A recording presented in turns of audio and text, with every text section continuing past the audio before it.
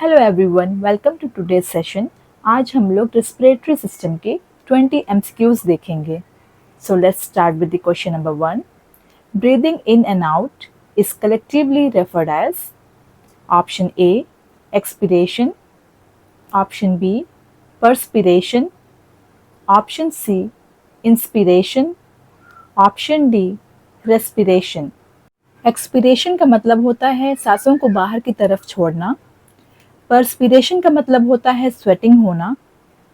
Inspiration का मतलब होता है सांसों को अंदर की तरफ लेना। रेस्पिरेशन का मतलब होता है यह एक ऐसा प्रोसेस है जिसमें गैस का एक्सचेंज होता है, कार्बन डाइऑक्साइड और ऑक्सीजन का आदान प्रदान एनवायरनमेंट के साथ होना। So the right answer is option D respiration. Breathing in and out is collectively referred as option D respiration. Question number 2. Which of the following are parts of the human respiratory system? इनमें से कौन सा human respiratory system का parts है? Option A diaphragm, option B trachea, option C lungs, option D all of the above. And the correct answer is option D all of the above. Question number 3. Loss of which gas during external respiration maintains normal pH of body fluids? External respiration के दौरान इनमें से कौन सा gas के loss की वजह से हमारे बॉडी का नॉर्मल पीएच बना रहता है? Option A oxygen, option B hydrogen, option C carbon dioxide, option D nitrogen. And the correct answer is option C carbon dioxide. Carbon dioxide हमारे बॉडी में बहुत ही इम्पॉर्टेंट रोल प्ले करता है pH को regulate करने में। नॉर्मल स्टेट में देखा जाए तो हमारा जो बॉडी है वो कार्बन डाइऑक्साइड को बनाए रखता है 38 to 42 mm of Hg। हमारा जो रेस्पिरेटरी सिस्टम है कार्बन डाइऑक्साइड को रिमूव करके एसिड बेस बैलेंस हमारी बॉडी का मेंटेन करता है। Question number 4. How many alveoli in the lungs? हमारे लंग्स में कितने अल्वियोलाई होते हैं? Option A 300 millions, option B 300 billions, option C 300 thousands, option D 200 millions. And the correct answer is option A 300 millions. Question number 5. Exchange of gases between lungs and alveolar capillaries is called?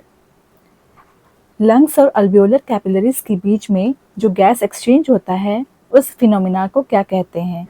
Option A external respiration, option B breathing, option C diffusion, option D internal respiration. External respiration एक ऐसा process है breathing का जिसमें gases का inhalation और acceleration दोनों include होता है। डिफ्यूशन का मतलब होता है movement of gases between alveoli and the capillaries of the lungs. Diffusion एक ऐसा प्रोसेस है जिसमें गैस का एक्सचेंज अल्वियोलाई और लंग्स की जो कैपिलरीज है उनके बीच में होता है। Next is internal respiration. Internal respiration हमारी बॉडी के जो सेल्स हैं और जो ब्लड सेल्स हैं उनके बीच में ऑक्सीजन और कार्बन डाइऑक्साइड का एक्सचेंज होना। Exchange of gases between lungs and alveolar capillaries is called option C diffusion. Question number 6. Respiratory centers are located in the option A pons, option B medulla, option C cerebrum, option D cerebellum, and the correct answer is option B medulla. हमारा जो respiratory centre है वो brain के medulla oblongata में located है। हमारा जो breathing है वो मेडुला ऑब्लोंगेटा से ही कंट्रोल होता है। Question number 7. The lungs are located in the option A cranial cavity, option B thoracic cavity, option C abdominal cavity, option D spinal cavity. And the correct answer is option B thoracic cavity. Question number 8. Which of the following gas stimulates the pulmonary ventilation? Option A oxygen, option B carbon dioxide, option C nitrogen, option D, sulfur dioxide. And the correct answer is option B, carbon dioxide. Question number 9. Respiratory distress syndrome RDS is seen in option A, newborns, option B, aged women, option C, aged men, option D, none of the above.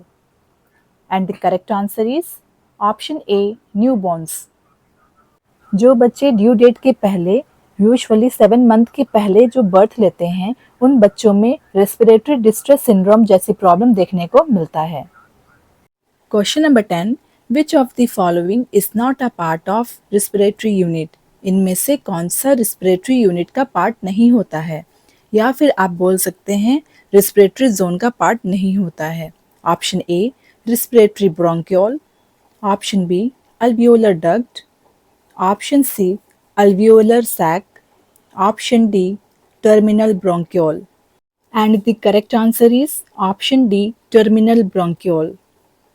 जैसा कि आप image में देख सकते हैं, terminal bronchioles conducting zone का last part होता है। नॉस्ट्रल से शुरू होकर टर्मिनल ब्रोंक्यूल्स तक इसे कंडक्टिंग जोन कहते हैं। रेस्पिरेटरी जोन में आपको respiratory bronchioles, alveolar duct, alveolar sac, आपको ये सारे देखने को मिलेंगे। So the right answer is option D, terminal bronchiole, and it is not a part of respiratory unit और we can say respiratory zone. Which among the following is the primary inspiratory muscle? इनमें से कौन सा primary inspiratory muscle कहलाता है?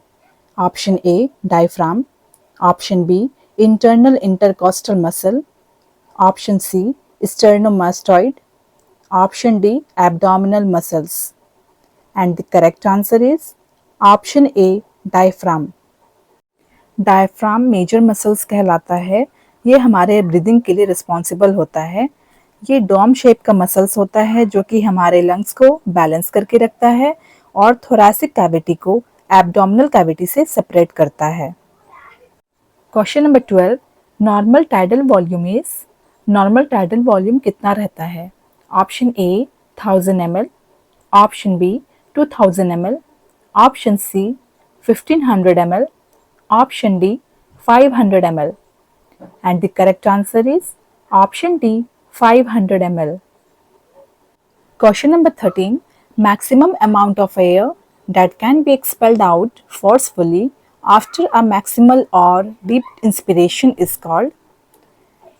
बहुत ही deep inspiration लेने के बाद, बहुत ही गहरा सांस लेने के बाद जो मैक्सिमम अमाउंट ऑफ एयर जो हम बाहर एक्सपेल आउट करते हैं फोर्सफुली, उसे क्या कहते हैं? Option A, inspiratory capacity, option B, vital capacity, option C, functional residual capacity, option D, total lung capacity. And the correct answer is option B, vital capacity. Vital capacity को हम calculate करते हैं by adding tidal volume, inspiratory reserve volume, expiratory reserve volume. Generally ये 4800 ml होता है। ये vary करता है पर्सन्स के एज के ऊपर, उसके बॉडी साइज के ऊपर। Question number 14, increased pulmonary ventilation due to forced breathing is called? Forced breathing के कारण पल्मोनरी वेंटिलेशन का बढ़ जाना को क्या कहते हैं? Option A, hyperventilation, option B, hypoventilation, option C, hypoxia, option D, hypercapnia. Hyperventilation का मतलब होता है रैपिड या फिर डीप ब्रीदिंग। यूजुअली ये एंजाइटी या फिर पैनिक सिचुएशन से होता है। Next is hypoventilation.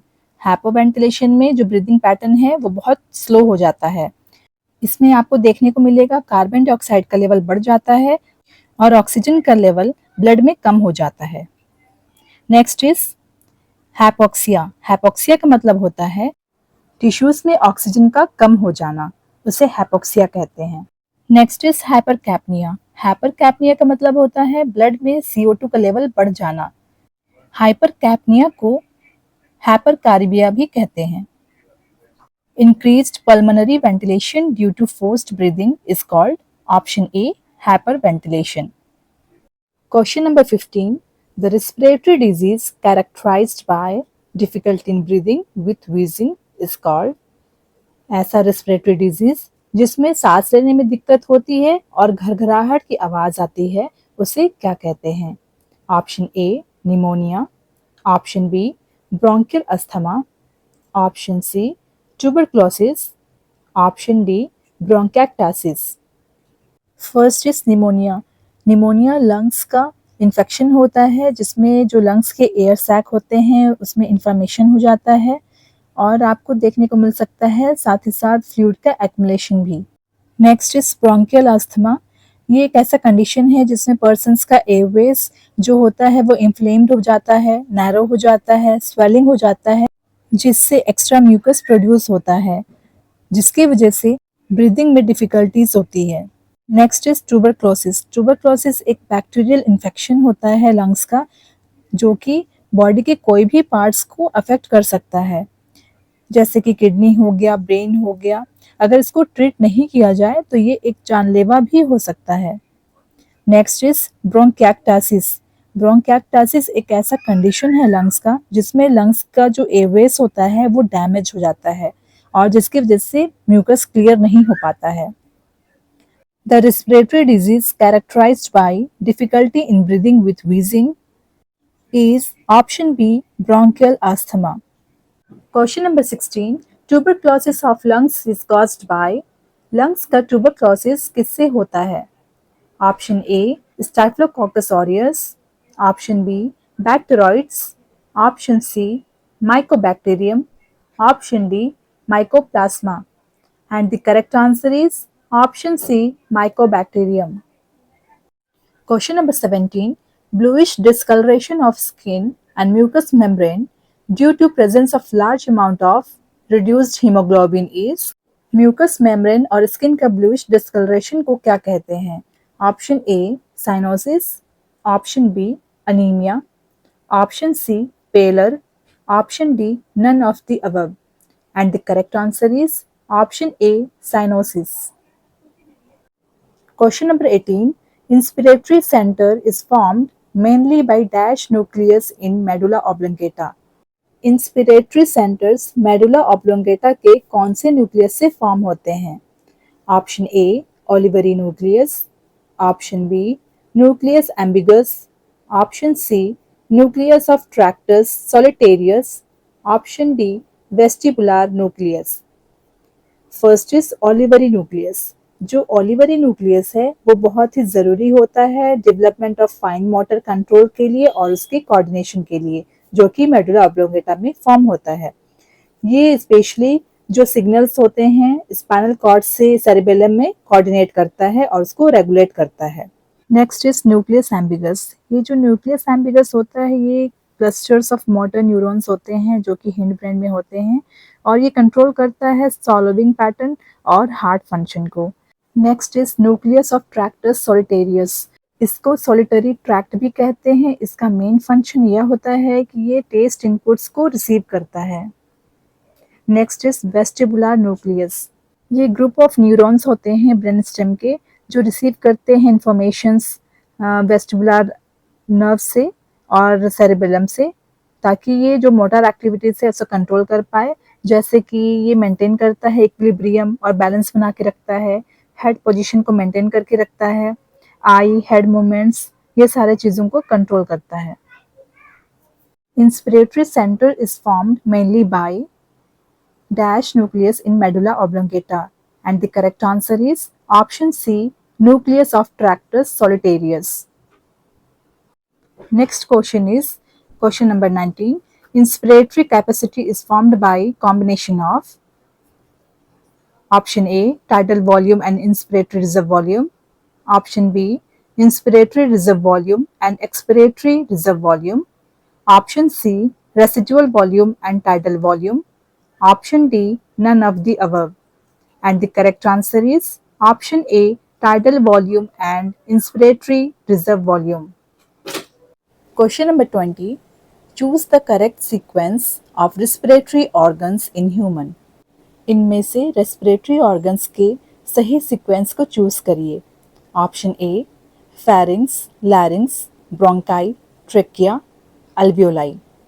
Option B, pharynx, trachea, larynx, bronchi, alveoli. Option C, pharynx, larynx, trachea, bronchi, alveoli. Option D, larynx, trachea, pharynx, bronchi, alveoli. And the correct answer is option C, that is pharynx, larynx, trachea, bronchi, alveoli. सबसे पहले pharynx आता है, then larynx आता है, उसके बाद trachea, bronchi, उसके बाद lastly alveoli. तो ऑप्शन सी सही आंसर है. So this is the end of my video. I hope you find it useful. Thank you.